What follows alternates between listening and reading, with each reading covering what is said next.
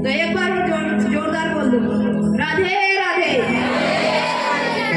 क्योंकि है ना, भगवान को बुलाना हो तो पहले राधा रानी को याद करना पड़ता है, जब भी तो भगवान आते हैं पीछे पीछे खींच के वैसे आ जाते हो। जैसे हमारे बुआ जी आते हैं पीछे से ईश्वरलाल जी आ जाते हैं, फिर हमारे पापा जी वैसे आ जाते हो। गजाननं भूतगणाधिसेवितं कपिध्वजम्बू फलचारुभक्षणम् उमासुतं शोकनिवारकारिकं नमामि विगणेश्वरपादिपङ्कजम्। वक्रतुण्ड महाकाय सूर्यकोटि समप्रभ निर्विघ्नं कुरु मे देव सर्वकालेषु सर्वदा। या देवी सर्वभूतेषु दुर्गा रूपेण संस्कृता नमस्तस्यै नमस्तस्यै नमस्तस्यै नमो नमः। राधा मेरी स्वामिनी मेरा देखो दास, जन्म जन्म मोहे दीजियो श्री वृंदावने वास। राधा मेरी मात है, पिता मेरे घनश्याम, इन दोनों के चरणों में मेरा कोटि कोटि प्रणाम। कृष्णाय वासुदेवाय हरदे परमात्मने प्रणत कलशनाशाय गोविंदाय नमो नमः। बोलो सांवलिया सेठ की, वृंदावन प्यारी लाल की। गोविंद मेरो है, गोपाल मेरो है, गोविंद मेरो है, गोपाल मेरो है।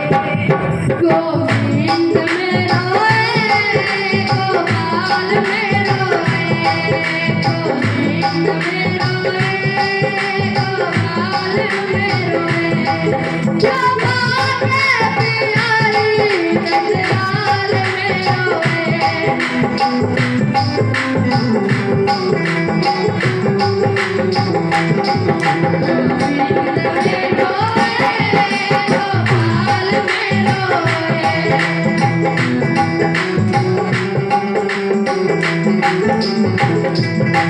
श्री बाटे बिहारी लाल मेरो है।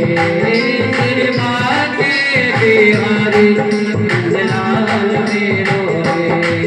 गोविंद मेरो है, गोपाल मेरो है, गोविंद मेरो है, गोपाल मेरो है।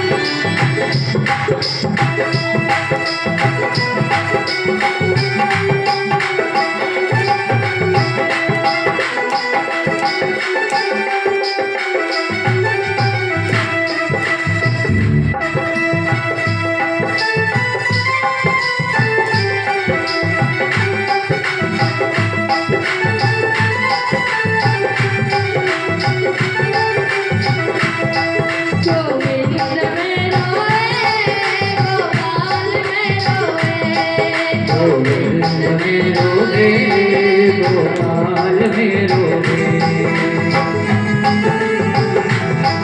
गिरवा के बिहारी नंदलाल में रोवे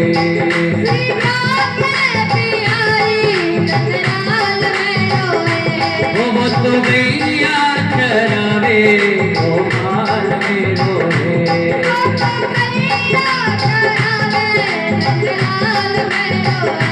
वो तो रात चरावे नंदलाल में रोवे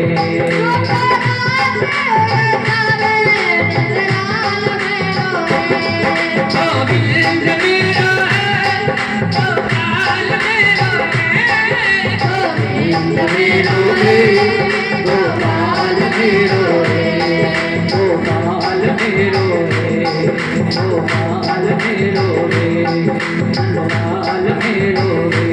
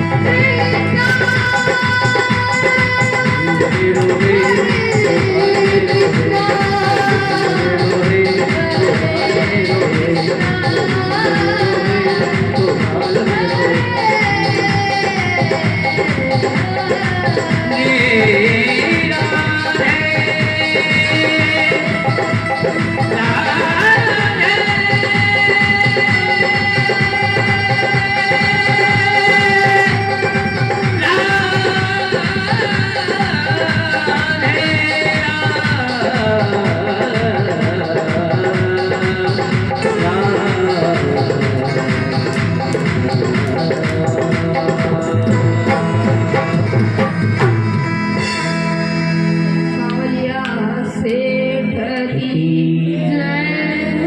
वृंदावन बिहारी लाल की बालाजी महाराज की सियावर रामचंद्र भगवान की कृष्ण कन्हैया लाल की राधा रानी सरकार की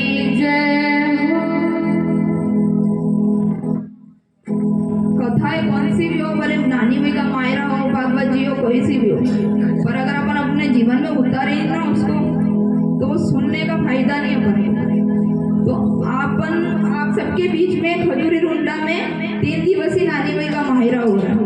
आपको इस 3 दिवस से इस मायरे को ऐसा सुनना है और ऐसा समझना है कि आपके जीवन में बदलाव आए। कोई सी भी कथा हो, जीवन में बदलाव आना जरूरी है। कुछ भी बदलाव, जरूरी नहीं कि अपने अंदर बड़ा से बड़ा बदलाव हो, छोटा भी अगर बदलाव आ गया ना तो कथा सुनने की सफलता मिल जाएगी। तो आप इस कथा को ध्यान से सुने, क्योंकि कल पूछा जाएगा कि आज कथा में क्या बोला था, तो आपको बताना है कि कल कथा कौन सी हुई थी। और आज कथा नरसिंह जी की बचपन से कथा चलेगी और उनकी नानी बाई के भयाकर की कथा चलेगी, और कल उसके बाद चलेगी उनके मायरे की कथा, जहाँ पे उनके ससुराल वाले मायरे की लिस्ट बनाते वो वाली, और परसों भरा जाएगा मायरा। तो आज कहाँ से कथा चलेगी? नरसिंह जी के बचपन से।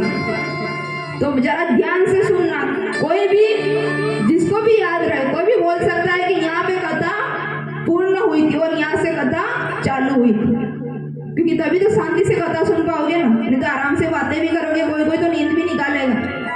तो अच्छे श्रोता बन के कथा सुनना है कि सरोता बन के या सोता बन के, बताओ क्या बन के सुनना है? अच्छे श्रोता बन के सुनना है ना। अच्छा श्रोता कौन होता है? कथा पंडाल में आता है, अपनी अच्छी सी जगह देख लेते हैं, वहां बैठ जाते हैं और अच्छे दिल लगा के कथा सुनते हैं, उसे कहते हैं अच्छे श्रोता। और सरोता किसे कहते हैं? कथा पंडाल में आए, बैठे, खुद भी नहीं सुन रहे, पास वाले को भी नहीं सुनने दिया।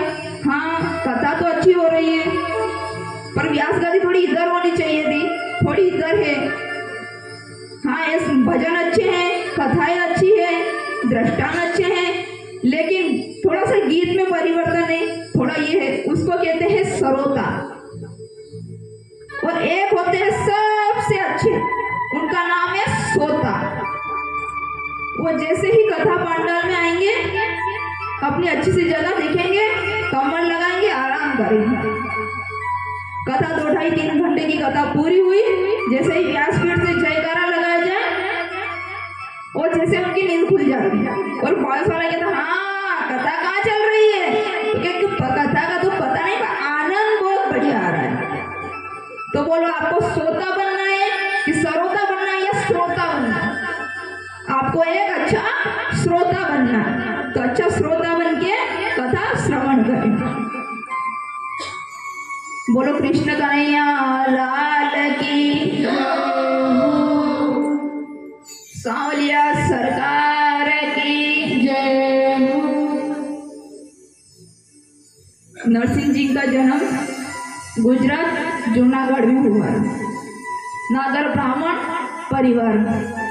नरसिंह जी बचपन से गूंगे भी थे और बहरे भी थे, न तो वो कुछ बोल सकते थे न वो कुछ सुन सकते थे। नरसिंह जी के माता पिता भी थे, लेकिन उस समय गांव में कोई महामारी नाम की बीमारी आई, उसमें नरसिंह जी के माता पिता तो स्वर्ग सिधार गए। महामारी नाम की बीमारी को अपन पहले नहीं जानते थे, लेकिन आप सब ने जान ली होगी महामारी नाम की बीमारी कौन सी। अपने इधर भी आई थी 2019 और 20 में। कौन सी बीमारी आई थी? कोरोना। तो वो उसी प्रकार की महामारी बीमारी आई, तो नरसिंह जी के माता पिता तो स्वर्ग सिधार गए। अब नरसिंह जी की दादी उन्हें पालती, उन्हें पाल पोस के बड़ा करने की जिम्मेदारी दादी के ऊपर आ गई। तो दादी उन्हें पालती, तो दादी हर जगह मंदिर सत्संग में नरसिंह जी को लेके जाती। अच्छा, अधिक से अधिक बच्चों को सत्संग में लाना चाहिए। क्यों? क्योंकि जैसा बच्चा सुनेगा ना वैसा बनेगा। आप फिर बाद में दोष देते हो बच्चों बगड़ी गयो, हाथा में थी निखरी गयो, तो दोष किसका है? आपका है। अच्छे से अच्छे संस्कार देने की कोशिश करो। हाँ, अपना तो हुआ जो हो गया, पर अपनों से भी अच्छा बने। ऐसा बनाओ बच्चे को कि उसको देख के दूसरा बने, ऐसा मत बनाओ कि उसको देख के वो बने। अच्छा, एक बात और है, जो बच्चे होते हैं ना छोटे, जब अबोध होते हैं ना, उनको कुछ समझ नहीं होती, वो बिल्कुल आपके अधीन होते हैं। तब उन्हें यूँ कहोगे यहाँ बैठ जाओ तो वहीं बैठ जाए। अच्छा, थोड़ा बड़ा हो जाए, उसको कहता हूँ यहाँ बैठ जा, अगर बैठता है तो बताओ बैठता है क्या? यहाँ बैठने की कहोगे वो वहाँ जाएगा। तो जब वो अबोध होता है ना, नहीं समझता, अभी फिर आप क्या कहते हो? अभी तो छोटा है, फिर बाद में समझाएंगे, अभी तो छोटा है। तो छोटे छोटे में वो बड़ा हो जाता है, समझ में नहीं आता उसको कि क्या सही है क्या गलत है। तो उसको उसी समय संस्कार देने की जरूरत है जब वो छोटा होता है। आजकल की माताएं क्या करती है? अपने बच्चों को मॉल ले जाती है कपड़े खरीदने के लिए, टाकीज में ले जाती है पिक्चर दिखाने के लिए। आजकल की तो इतनी होशियार माताएं हैं कि फोन ही पकड़ा देती हाथ में कि चलो हमारा काम हो जाएगा आराम से। पर बच्चों को मोबाइल पकड़ाया आपने, लेकिन आपने ध्यान नहीं दिया कि वो पूरे दिन मोबाइल के अंदर क्या चला रहा है।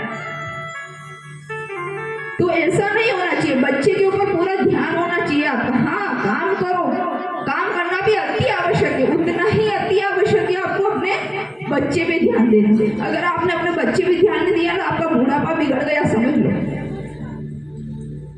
क्योंकि जब बच्चे में संस्कार नहीं होंगे, अगर वो नहीं समझेगा, तो समझ लो उसको बाद में बुढ़ापे में जाके आप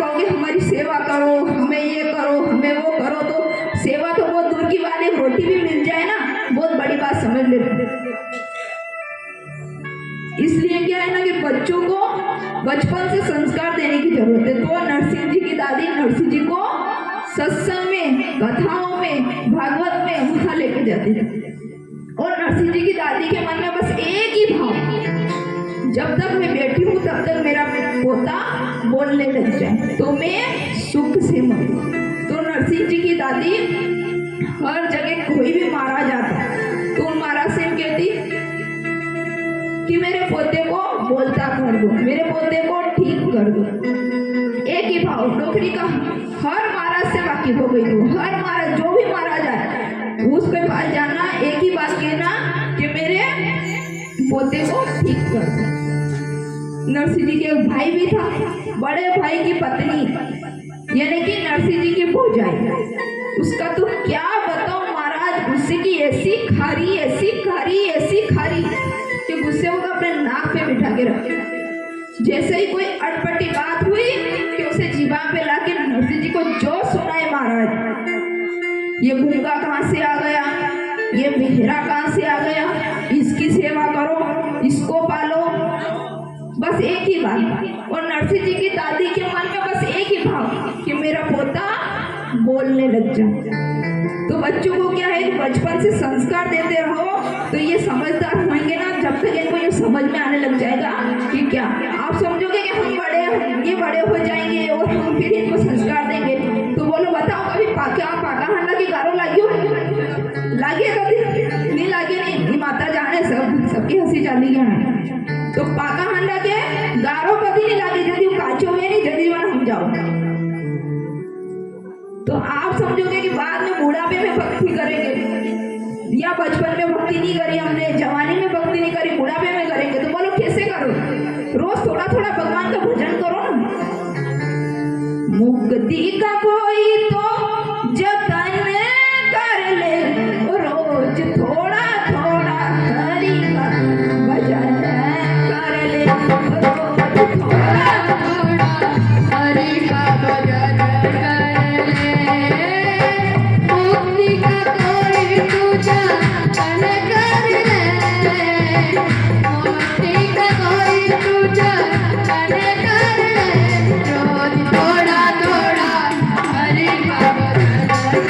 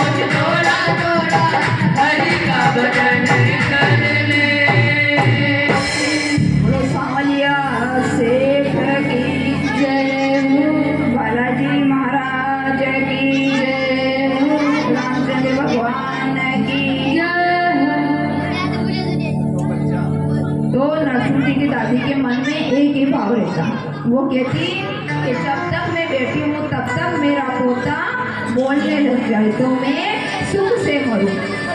एक दिन शिवरात्रि का दिन था। डोगरी के मन में भाव आया कि भोलेनाथ के मंदिर चलते हैं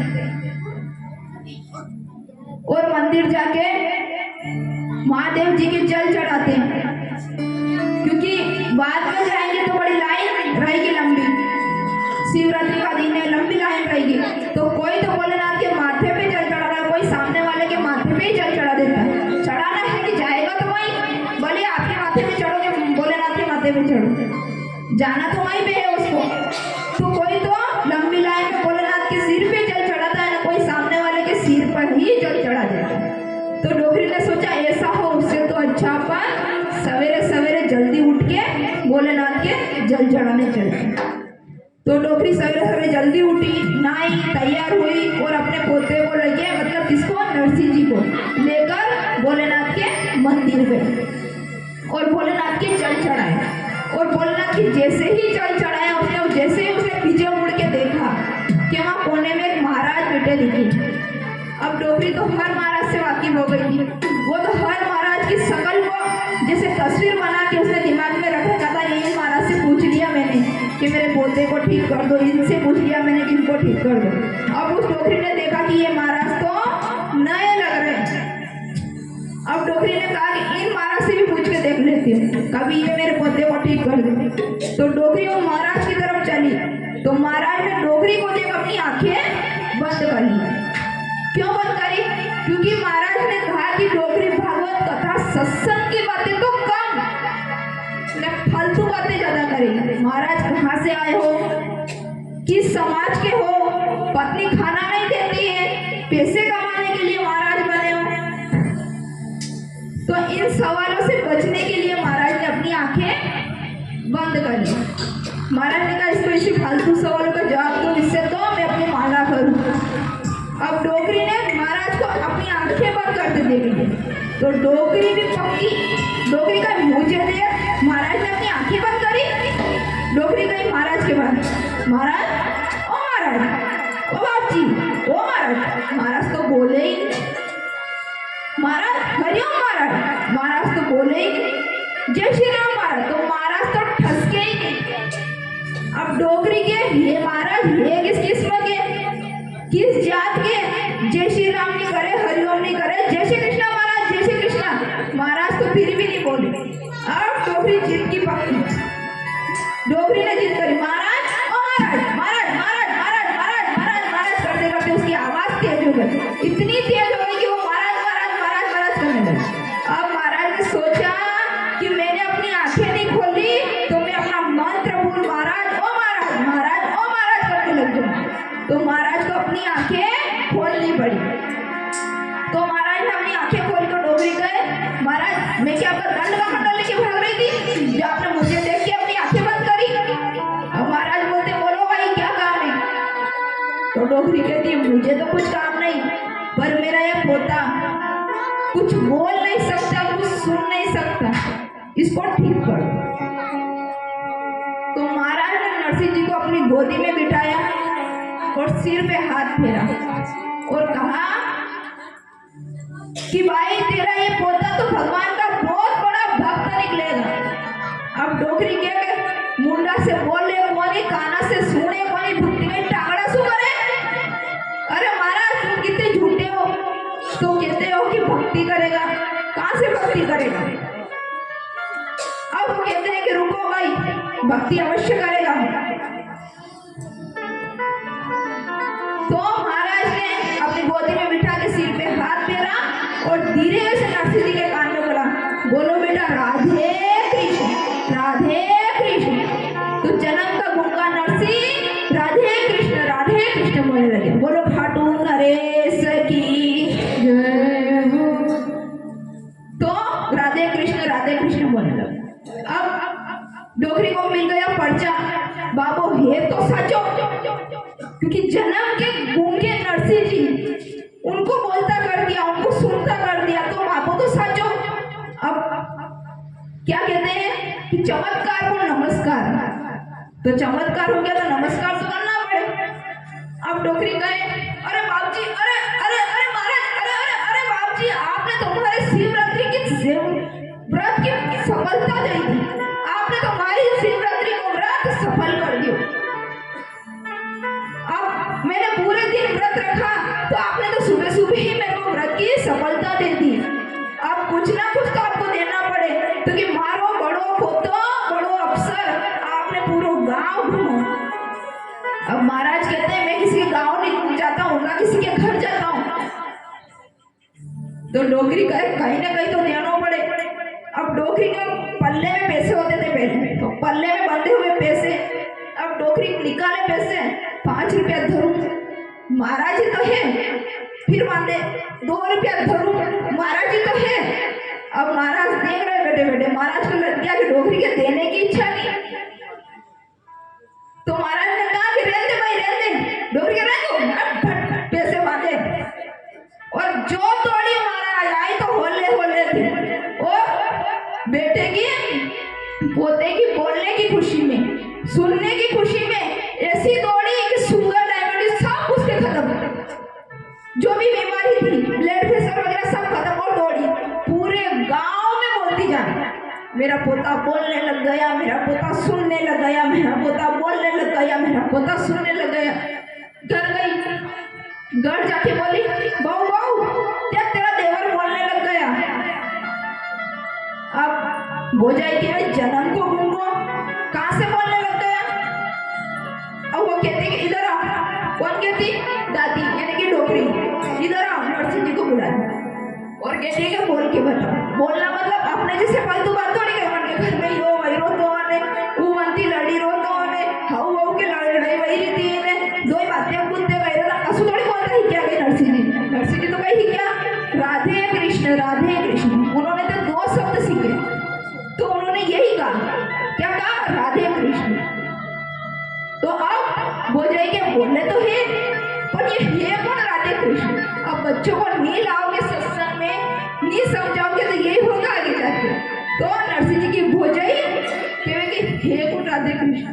अब ऐसे किए कि वो तो अपने कमरे में चली गई, और नरसिंह जी गौशाला में रहते थे, तो नरसिंह जी गौशाला में जाके बैठ गए और भगवान के भजन करने लगे। अब इंसान है, कहते हैं ना कि एक इच्छा पूरी हो जाती है तो दूसरी इच्छा जागृत होती है। क्या कहते हैं कि पहले क्या कहती डोगरी, जब तक मैं बेटी हूँ तब तक मारो पोतो बोलवा लाचा तो मैं सुखती मरूं। अब डोगरी क्या कह रही है, जब तक मैं बेटी हूँ तब तक मेरा पोता बन जाए मतलब शादी हो जाए तो मैं सुख से मरूं, क्योंकि भोजाई तो ऐसी लगती नहीं है कि इसकी शादी कर देगी। तो एक दिन डोगरी के मन की भी हो जाती है। अच्छा, आपने कहीं सुना होगा, कहते हैं ना कि मन की इच्छा कभी कम नहीं होती, वो बढ़ती जाती है। अगर एक इच्छा पूरी हो गई तो आप सोचोगे दूसरी बारी आगे वही जावे, मारे पोतो वही गो, मारे वही गो, मारे पड़ पोतो भी वही जावे, मारे लड़बड़ पोतो भी वही जाए, मारे गड़बड़ पोतो भी वही जाए। माता की थोड़ी ज्यादा इच्छा रही तो बचे है नहीं, घर का गई थे मैं मास आ गया, अबे मासा है नहीं ताकि पोतो भी वही गया, पड़ पोतो भी वही, होना की निशानी भी चढ़ी है, आते तो तैयारी करो। पर माता की इच्छा कम नहीं होती, वहां के और इच्छा बढ़ती जाती, जो बुढ़ापा वाली इच्छा बढ़ती। तो जैसे जैसे बुढ़ापा आता है मनोबल इच्छाएं कम कर देनी चाहिए, अपनी इच्छाओं को कंट्रोल में करना चाहिए। फिर भगवान के हरि के भजन करो, कीर्तन करो, सुमिरन करो, वो तो नहीं होता। कहीं हम पोतो वही हो यो बड़ो वही जा बच्चे मुँह मर जाओ तो कई बार को पोतो बड़ो वही हो, अभी यो बनी जा बच्चे मुँह मर जाओ तो कई बार को पोतो बनी क्यों, अबे आगे छोरा छोरी वही जा बच्चे मुँह मर जाओ तो कई बार को। तो बोलो इच्छा कहाँ कम हो रही, इच्छा तो बढ़ रही है ना, समय के साथ इच्छा बढ़ रही है, तो इस इच्छा को कम करना सीखो। अच्छा, बचपन में लाने के से क्या होता है, बचपन में बच्चों को लाने से क्या होता है, जैसे मीराबाई के दादाजी मीराबाई को सत्संग में लेके जाते थे, और मीराबाई सत्संग सुनती थी, कथाएं सुनती थी। पहले इतने भव्य रूप में कथाएं नहीं होती थी, पहले से व्यास जी आते थे, कथा करते थे, 2-4 लोग बैठ जाते थे, कथा सुन लेते थे और 2-2.5 घंटे 3 घंटे कथा सुनी चले जाते थे। उसमें भी उनको ऐसा लगता था अरे बाप रे बांध दिया अपन को, चलो चलो दौड़ो दौड़ो। पर मीरा बहन इतनी प्रेम से कथा सुनती थी, अपने दादाजी के साथ आती, बहुत छोटी थी। तो मीरा बहन ने कथा सुनी और पहले ऐसा नियम था कि जब व्यास जी कथा करते थे तो पीछे से एक बात अवश्य कहते कि जो बात आपको समझ में ना आई हो तो आप दोबारा से पूछ लेना। तो अब मीराबाई बैठी है, सारे चले गए, मीराबाई बहुत छोटी वो बैठी हुई है। उसने कहा सबके जाने के बाद कि महाराज जी मुझे आपसे एक बात पूछना है।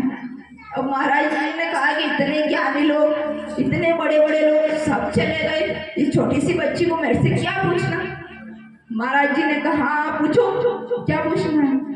तो मीराबाई ने क्या पूछा कि आपने सारी बात बताई कि भगवान ने से, भगवान कैसे, भगवान ने ये किया, भगवान ने वो किया, भगवान ने क्या, लेकिन आपने एक बात तो बताई नहीं कि क्या, कि मेरे सांवलिया से मिलन कैसे हो, मेरे कृष्ण से मेरा मिलन कैसे हो, ये बताइए।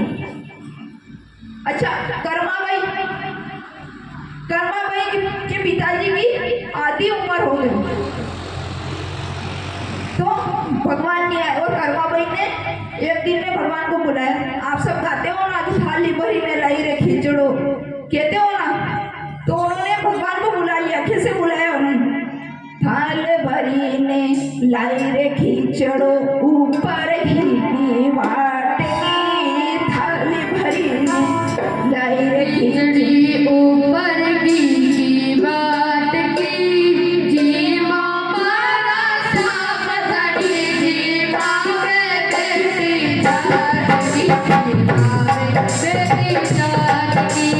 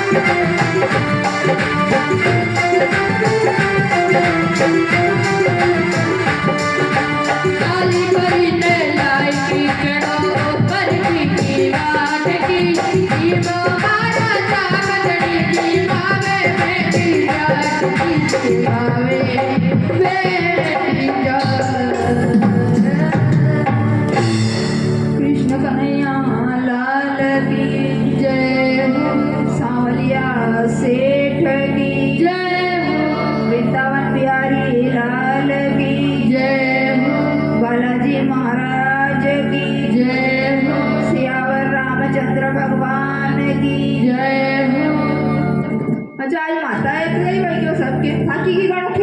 કરી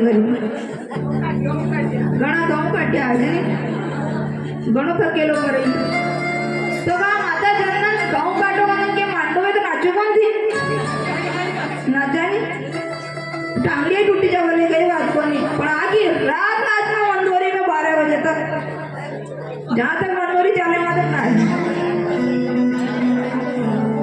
अतरी नाचे कि देखवा वालों घबराई जागी यहाँ बाया ने थकेलो ही नहीं पड़ा गई पर भगवान के यहाँ नाचवा में असी हरम आवे केहू के तू नाच पहला के तू नाच पहला मैं कर रही थी माता यहाँ आपको इशारा कर रही थी तू नाच तू उठ तू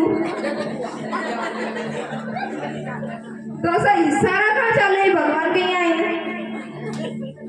पर ये नहीं कि जो भगवान के यहाँ नाच लेने उन्हें दुनिया के आगे नाचने की जरूरत नहीं पड़े अगर 84 में नाचना हुए नहीं तो मानना में नाचिया कर जो भगवान के यहाँ मत नाच जो ना 84 से निकलना हुए नहीं तो भगवान के यहाँ नाची लीजो उन्हें 84 में नाचने की जरूरत नहीं पड़े जो सांवलिया के आगे नाच लेता है उसे दुनिया के आगे नाचने की जरूरत नहीं पड़ती मुंडो अलावा भी काम नहीं चल नाचना भी पड़े यूं तो करता माने आगे घणो बढ़िया खालियो मुंडो बोलो सांवलिया सेठ की जय हो कृष्ण कन्हैया लाल की जय हो तो यहाँ पे डोगरी के मन की हो गई तो नरसिंह जी को एक सीधी सादी कन्या मिल गई सीधी सादी कन्या मिल गई आपने भी तो थोड़ा मैंने तो ध्यान रखो अगर मोटी तेज है तो छोटी नरम लाजो मोटी नरम है तो छोटी तेज लाजो नहीं तो अगर दो ही तेज जाए तो रोज दिवाली रोज फटाका मारा अगर भी जाओ थोड़ा मनोरंजन करने में चाहे तो बच्चे तो बोले तेज लाओ रोज ठामड़ा पड़को कई दिक्कत को अगर जो माता के दो छोरे हैं तो अवश्य ध्यान रखो ने बात की अगर एक ही जगह तो भी ध्यान रखो आप भी कसा આપણે નિભાવી લાજો ને તો કડે થે બોરા ને થાતે તેજ થાને વેચાવે ને થે તેજ ને થાતે બોરા थी મને વેચાओ असमत कर ली तो अब वो भोली वाली एकदम सीधी गाय की तरह नरसिंह जी की पत्नी एकदम सीधी कुछ बोले ही नहीं कुछ प्रतिकार ही नहीं करे और डोकरी भी अपने धाम को चली गई डोकरी भी मर गई नरसिंह जी की शादी करके डोकरी स्वर्ग सिधार गई अब नरसिंह जी की भौजाई नरसिंह जी की पत्नी को इतनी तंग करे महाराज कि वो सब्जी बनाए तो वो खूब नमक डाल दे वो झाड़ू निकाले तो पीछे से कूड़ा फेंक दे और फिर कहवे तेरी माँ ने झाड़ू काटता भी नहीं सिखाया तुमने पर नरसिंह जी की पत्नी एकदम गाय प्रतिकार ही नहीं करे कि तुमने कूड़ा फेंका है कि मैंने तो झाड़ू निकाल दिया था लेकिन तुमने फेंका आपने कहीं जरूर एक हाथ तुम्हारा एक हाथ और मान रोज रोज की खिचखिच से बढ़िया एक हाथ और मान पर वो कुछ नहीं कहती और नरसिंह जी की भौजाई एक मौका नहीं छोड़ती उन्हें सुना नहीं मैंने बस उनके थारी माँ ने थाने कहीं नहीं हिकायो झाड़ू पर अच्छा हारा वाला की अधिकतर एक लाइन ये बड़ी जोरदार है थारी माँ ने कहीं नहीं कहा जाने जो माँ की करे को नहीं कैसे ट्यूशन में गईरा में नहीं ने ट्यूशन में जाइने भी हिकी ना इरा में काम झुके हुए थारी माँ ने कहीं नहीं हिकायो तो भी छोरिया ट्यूशन सेंटर में रहने गई क्यों ना कि घर में रहे घड़ी माता आप तो नहीं हो आप तो बहुत अच्छी माताएं हो आप तो नहीं कहती आपकी बहुओं को लेकिन बहुत सारी जगह सुना है कि थारी माँ ने कहीं नहीं सिखाया हो तो यहाँ तो इतनी बढ़िया लाइन है ससुराल वाला के लिए मस्त एक नंबर लाइन है आने के सिवा तो ना वो काम ही नहीं चले तो हाँ वो क्या कहती तुम्हारी माँ ने तुम्हें कुछ नहीं सिखाया कचरा निकालना भी नहीं सिखाया तो कूड़ा फेंक दे तो नरसिंह जी की पत्नी एक हाथ और मार देगी अपना क्या जा रहा एक हाथ और मार दो पर वो कुछ बोले ही नहीं अब एक दिन भौजाई का मूड बहुत खराब कई बाहर से लड़के आई थी वो क्योंकि घर में तो देवरानी अशी के भले मैंने गारा ही दे ले तो वही उन्हीं क्या कैसे मैंने गारा का दे रहा तो अभी उनको माथों पड़ करी वो लड़का को लड़ेगा थी तो बाहर से लड़ने आई वो तो लड़की आई और बाहर जाके लड़के घर के अंदर बैठी अब देखे कि कोई ना कोई नजर आवे तो आपके बच्चे घर में अब घर में कोई नजर ही नहीं आए क्योंकि वो देरानी तो कुछ बोले ही नहीं अब सामने से नरसिंह जी जा रहे तो सामने से नरसिंह जी जा रहे तो उसको तो गुस्से में बोल जाए अरे नरसिंह इधर आ काम वाम कुछ करना नहीं फोकट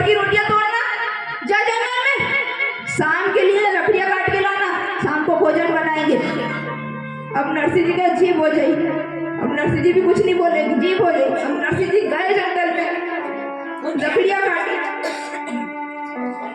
डोरी से बांधी और लकड़ियां लेके वापिस आए। और वापिस आए तो मंदिर में कहीं सत्संग हो रहा था, और सत्संग हो और नरसिंह जी नहीं बैठे, ऐसा हो सकता है? क्योंकि महाराज ने क्या कहा था, भगवान का बहुत बड़ा भक्त निकलेगा। तो अब भगवान के भजन चल रहे हैं, नरसिंह जी सामने से निकल जाए, ऐसा तो हो ही नहीं सकता।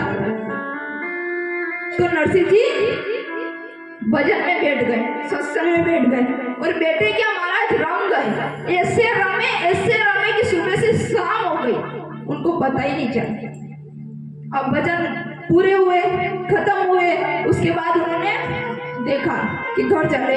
अब उनको लगा कि घर जाऊं भोजाई लड़े, क्योंकि उनको तो चाहिए लड़ने के लिए, किससे लड़ूं यही करती है।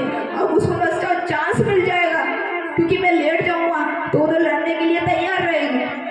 अब नरसिंह जी ने मन में विचार किया कि एक काम करता हूँ कि जाऊंगा धीरे से, और जाके चूल्हे के वहां पे ले जाके धीरे से लकड़ियां रख दूंगा, और फिर कह दूंगा कि मैं तो कब से आया और आप ही ने ध्यान नहीं दिया। लेकिन कहते हैं ना कि जहाँ पे भय होता है, भोग की जगह धनात में, तो ये कहते हैं ना वहाँ पे भय था। तो नरसिंह जी की किस्मत में क्या गाली सुनना ही थी। तो नरसिंह जी ने धीरे से जाके लकड़ियां रखने की कोशिश करी तो डोरी टूट गई। जैसे ही डोरी टूटी, महाराज खड़ सारी लकड़ियां बिखरी। अब लकड़ियां बिखरी तो बोझे के ऐसा लागे कि आइयो अब होना माने। अब नरसिंह जी की बोझे नरसिंह जी के पास आई, कब से मेरे तो थाने लकड़ियां ले हम भाइयों, थारे भरोसे बेटो तो घर वाला भूखा ही मरे, रोटी ही नहीं मिले हमारे। अब नरसिंह जी कहते बोझे गलती हो गई, अब नहीं होगी, माफ कर दो। बोझे तो सुना नहीं, गलती हो गई तो इतनी देर कहाँ हो गई, कहाँ बैठे थे इतनी देर, सुबह से भेजा था शाम की खाना के टाइम पे, अब भी नहीं आए, इतनी देर हो गई। और पता नहीं क्या क्या बोला उसने। अब नरसिंह जी ने कहा कि बोझाई रास्ते में मंदिर में भजन चल रहे थे, तो मैं सत्संग में बैठ गया, भजन में बैठ गए। तो भोजाई कहती है बड़ा भजन वाला ने रोटियां नहीं जमाई था ने, सत्संग वाला का रोटियां नहीं जमाया, भजन का नहीं आई क्या, रोटियां के टाइम बराबर नहीं आई जाओ, काम काज कोई कर्मों को नहीं, इन्हें रोटियां के टाइम बराबर आई जाओ। अब ऐसे कहते कहते नरसिंह जी ने कहा कि भोजाई मुझसे गलती हो गई। तो कहते निकलो मेरे घर से बाहर, कुछ नहीं है तुम्हारे लिए खाने पीने के लिए। नरसिंह जी ने सोचा कि घर से बाहर निकालेंगे मेरे को, तो नरसिंह जी ने पाँव पकड़ लिए कि बोझाई जी गलती हो गई, मुझसे माफ कर दो। अब बोझाई फण करती अपने कमरे में चली गई महाराज। और कमरा भी क्या, कोई कमरा नहीं था, मतलब जिसे बड़ा भाई पैसे वाला था, कमाता था, तो पूरे घर का मालिक बड़ा भाई। और नरसिंह जी कहाँ रहते थे, गौशाला में। नरसिंह जी गौशाला में रहते थे, तो नरसिंह जी तो गौशाला में चले गए और वो भोजाई उस बड़े घर में चली गई। थोड़ी देर हुई, नरसिंह जी की भोजाई रोटी लेकर आई। रोटी कैसी लाई महाराज, तोड़ो तो टूटे कोनी, मोड़ो तो मुड़े कोनी, पानी में गराओ तो 2 घंटा तक गरे कोनी। ऐसी रोटी लेके नरसिंह जी के सामने रख दिया और बोले कि खाओ।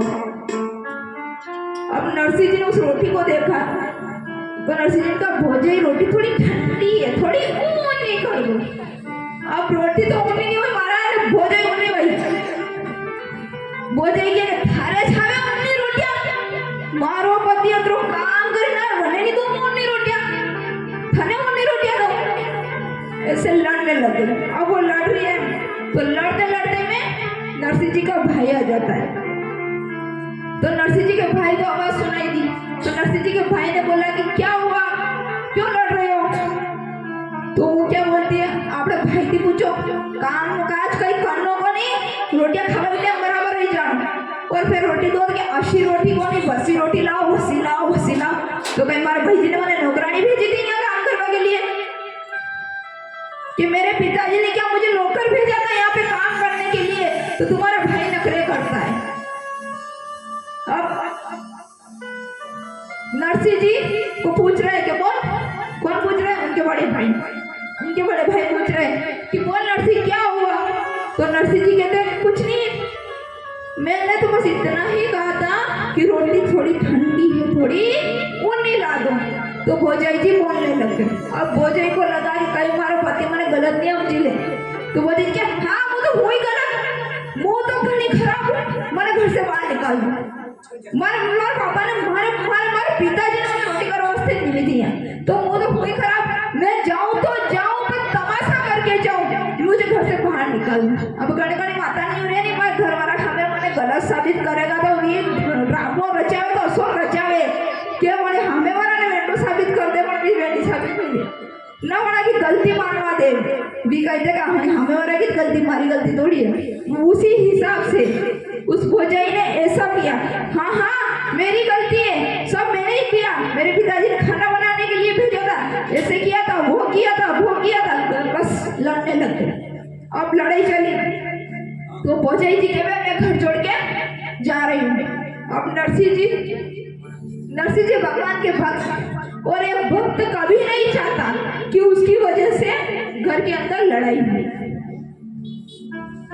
तो नरसिंह जी ने कहा भोजाई आप क्यों घर छोड़ के जाओ, ये तो आपका घर है, आप नहीं रहो, घर छोड़ के तो मैं जाऊंगा, क्योंकि मेरी वजह से लड़ाई हो रही है, तो घर छोड़ के मैं जाऊंगा। तो नरसिंह जी अपने बड़े भाई के पांव उठे और घर छोड़ के निकल गए। अब घर छोड़ के निकले महाराज, तो दिन भर तो गांव में घूमे पर किसी ने शरण नहीं दी। क्यों? क्योंकि नरसिंह जी गरीब थे, काम काज कुछ करते नहीं थे, तो कौन शरण देगा? तो किसी ने शरण नहीं दी। और रात हुई तो नरसिंह जी जंगल में गए। तो जंगल में किसका मंदिर मिलता है? या तो बालाजी का या भोलेनाथ का। इन दोनों मंदिर के सिवा तीसरा मंदिर नहीं मिलेगा जंगल में आपको। तो जंगल में भोलेनाथ का मंदिर मिला। और भोलेनाथ का मंदिर मिला तो नरसिंह जी ने भोलेनाथ की आराधना करी, पूजा करी, 7 दिन तक भोलेनाथ की पूजा करी। तो 8वें दिन भोलेनाथ प्रसन्न हुए। मैं तो शिव ही शिव को ध्याऊं, जल से स्नान कराऊं, मैं तो शिव ही शिव को ध्याऊं, जल से स्नान कराऊं।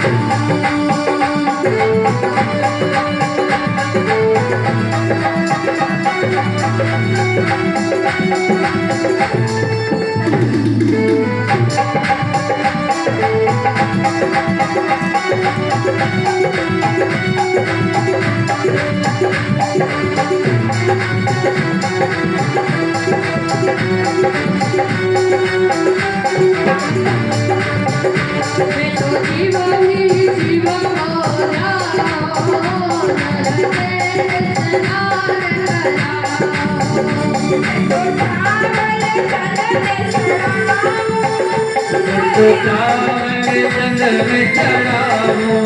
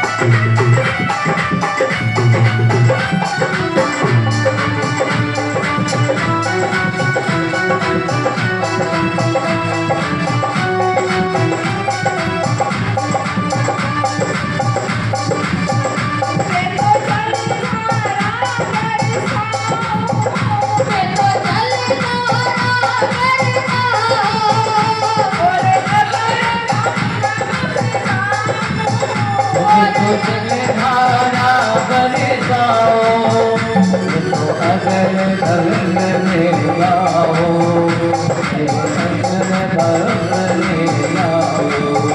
हमें फांसी गई सिया को बलिदान रंगनाथ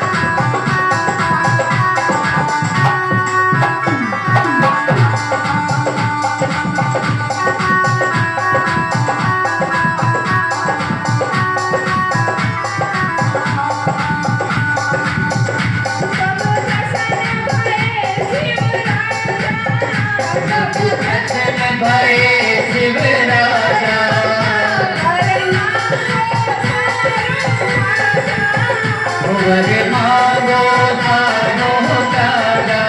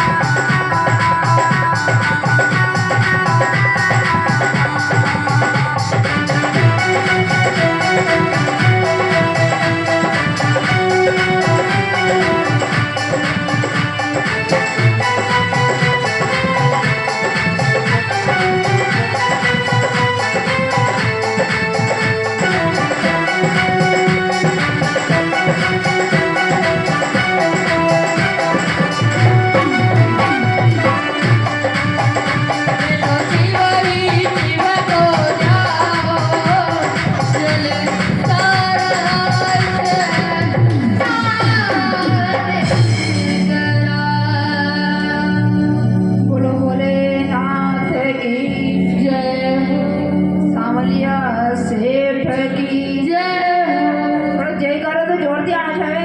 कई धीरे धीरे रोटियां खाती क्या भूख लगी रही थोड़ी घर जाए और खाई ली जो मत जय करो जोर दिया आवर। बोलो सांवलिया सेठ की। बोलो कृष्ण कन्हैया लाल की। असो जय करो बोलो असो बोलिए थे कई छोटे छोटा भगत अबार आई जो भगवान उतरी ने ऊपर दी कि कौन आया हमारे भगत बड़ा बड़ा से सांवलिया सरकार की जय।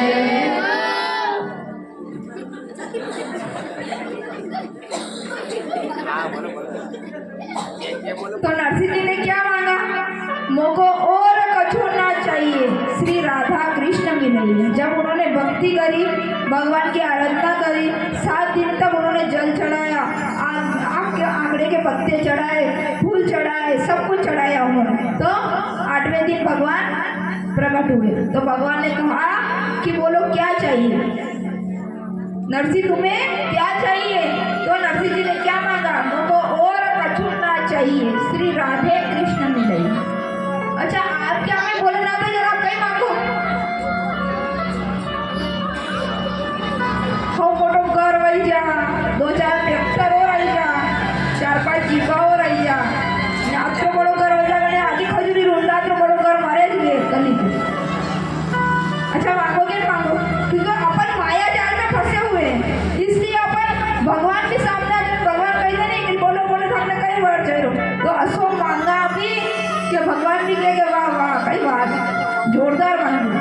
पर नरसिंह जी ने क्या मांगा मोको और कछु ना चाहिए श्री राधा कृष्ण मिलेंगे क्योंकि उनको तो किसी से कोई मतलब ही नहीं कहीं से मुँह नहीं उनको सिर्फ भगवान चाहिए। तो उन्होंने कहा मोको और कछु ना चाहिए श्री राधा कृष्ण मिलेंगे। तो भोलेनाथ जी कहते हैं कि एक बार और मौका देता हूँ सोच समझ के मांगो कई कॉलेज कई दूंगा तो हाथ दंडी भक्ति कर लो तो भक्ति का मूड में तो मैंने ये भक्ति मांगी ली तो वजह कटे उठी कई तो भोलेनाथ ने मैंने भक्ति दे दी। तो आपने कहीं मांगो मन क्यों ही मांगता कि एप्पल को मोबाइल मांगता थोड़ा आजकल तो बड़े की फैशन है थोड़ी कटिया तक का एप्पल है नहीं कतरा को आवे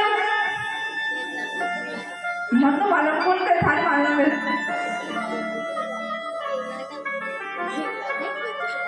तो अपन तो माया जाल में फंसे हुए तो अपन क्या मांगते धन दे दो दौलत दे दो पैसा दे दो शोहरत दे दो घर दे दो परिवार दे दो ये मांगते। लेकिन नरसिंह जी ने एक ही बात मांगी मुझे सिर्फ भगवान चाहिए मुझे सिर्फ राधा कृष्ण चाहिए मुझे और किसी से कोई मतलब नहीं मुझे तो राधा कृष्ण से मिला। तो अब भगवान कहते हैं भोलेनाथ कि जो अगर इन्होंने भक्ति करी भगवान को मांगा तो मैं कौन होता हूँ इन्हें भगवान से दूर रखने वाला। तो भोलेनाथ जी कहते हैं कि अपनी आंखें बंद करो। तो नरसिंह जी ने अपनी आंखें बंद करी तो भोलेनाथ ने ऐसी लीला करी कि नरसिंह जी की आंखें खोलते ही वो महाराष्ट्र की भूमि पे ग्वाल बाल भगवान कृष्ण राधा रानी गोपियां सब रास कर रहे हैं। अब सब रास कर रहे हो भगवान भोलेनाथ नरसिंह जी को लेके वहां पहुंच गए। तो अब ग्वाल बाल ने नरसिंह जी को देखा तो उनको लगा कि कोई अपने वृक्ष का होगा कोई अपने गोकुल का होगा कोई अपने ग्वाला होगा। तो उन्होंने मसाल पकड़ा दिया। मसाल क्या पहले की बातें तो जानती होगी मसाल किसे कहते हैं छाना की बात रहती मैंने मसाल बोले तो लाइटें तो रहती नहीं थी पहले तो छाने को जला के जो पकड़ के ऐसे उजाला करते थे उसे क्या कहते थे मसाल। तो उनको पता नहीं था ग्वाल वालों को उनको लगा कि शायद ये अपने ही नगर का होगा कोई तो उन्होंने मसाल पकड़ा दिया। तो नरसिंह जी उस मसाल को लेके इतने मगन हुए कि वो उस ग्वाल की मंडली में राधा रानी की मंडली में नाचने लगे उस रास में नाचने लगे। तो उसमें नाचते नाचते उनका हाथ जल गया वो इतने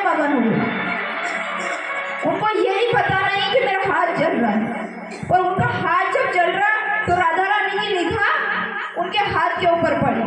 तो राधा रानी की निगाह जब उनके हाथ के ऊपर पड़ी तो राधा रानी ने भगवान कृष्ण से कहा कि भगवान आप तो यहाँ राज कर रहे हो, अच्छे मजे ले रहे हो, तो देखो आपके भक्त का हाथ चल रहा है।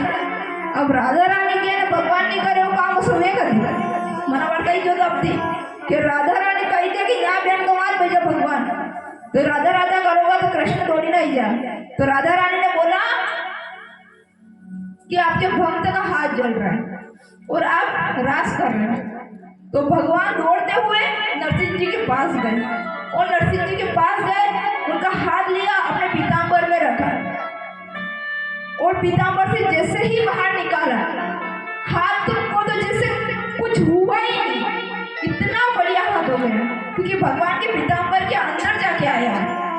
तो उस हाथ में तो एक दाग भी नहीं जला, ये कोई कह भी नहीं सकता कि ये हाथ जला, इतना बढ़िया हाथ हो गया। अब भगवान ने देखा नरसिंह जी को, तो भगवान ने कहा कि तुम कौन हो? तो नरसिंह जी ने भोलेनाथ के सामने उंगली लंबी करी, लाया मैंने उन्हें देखो। अब माई क्यों करे तो नरसिंह जी ने, पर फंसाया मैंने भोलेनाथ ने, क्यों उन्होंने मिलाया? क्योंकि कोई जीवित इंसान रास में नहीं जा सकता, तो भोलेनाथ उनको जीवित ले गए। तो अब तो भोलेनाथ फंसे, अब भोलेनाथ के पास गए। भगवान कहते हैं कि कई बातें पिताजी उन्होंने कहा लेना है यहाँ थी। अब भोलेनाथ कहते हैं कि ये आपके बहुत बड़े भक्त हैं और इन्होंने मेरी आराधना करी, मेरी भक्ति करी, तो मेरी भक्ति करी तो इन्होंने कुछ नहीं मांगा, सिर्फ ये मांगा कि मुझको और बचना चाहिए, श्री राधा कृष्ण मिलेगी। और मैं कौन होता हूँ जो भक्त को भगवान से दूर रखूं? मुझे तो फिर मिलाना ही था, तो मैं लेके आ गया। अब आपका भक्त जाने ने आप जानो, मैं तो ये चला। वो तो नरसिंह जी को छोड़ के चल दिए। अब वो नरसिंह जी को छोड़ के चले,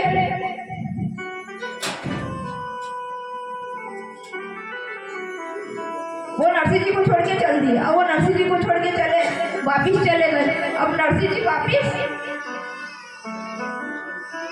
वापिस से उसी रास में लग गए, उसी रास में वापिस घूमने लग गए, फिरने लग गए, नाचने लग गए, उसी में रम गए। जैसे ही नरसिंह जी रमे उसमें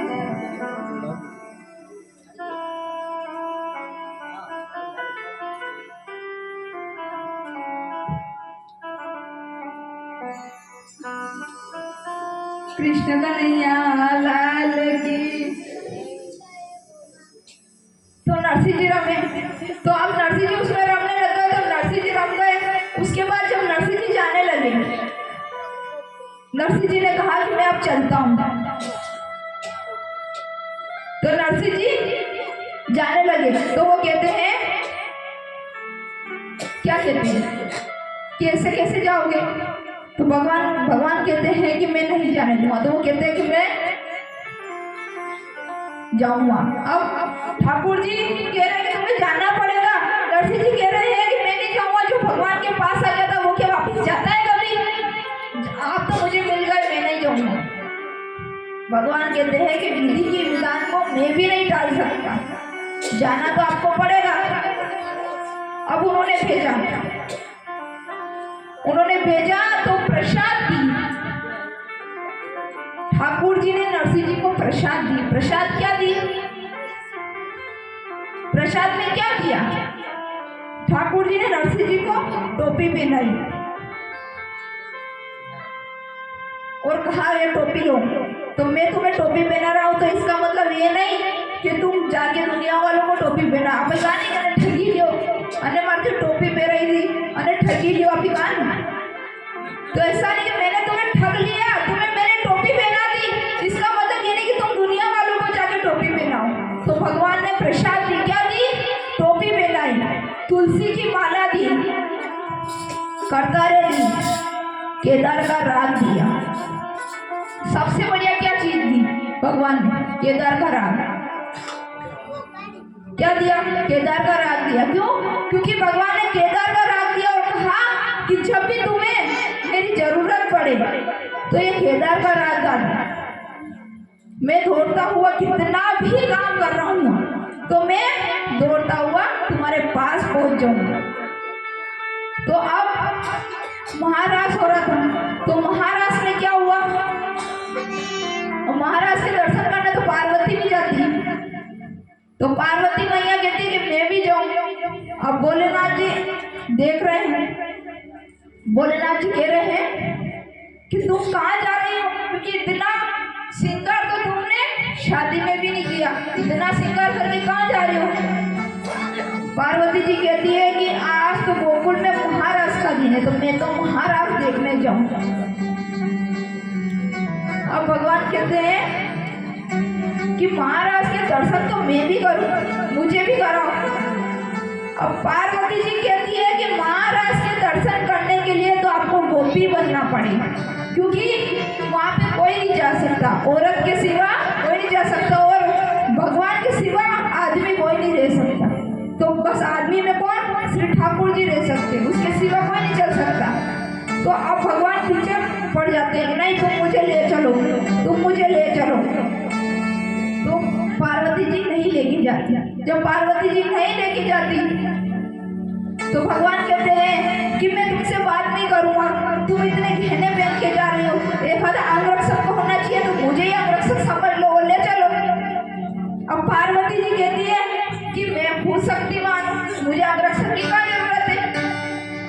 अब रास में जाने के लिए इतनी बातें हो रही, पार्वती जी रास में जाने के लिए तैयार हो रही, तो भोलेनाथ जी जाने के लिए भी तैयार। अब भोलेनाथ जी को नहीं ले जाए तो भोलेनाथ जी सुझाव देते हैं। क्या सुझाव देते हैं, भोलेनाथ जी कहते हैं एक काम करो, तुम मुझे साड़ी पहना के ले चलो और साड़ी पहना देना, घूंघट निकाल देना, पता ही नहीं चलेगा। तब तैयार हो रहे भोलेनाथ जी। कैसे तैयार हो रहे, एक दिन वो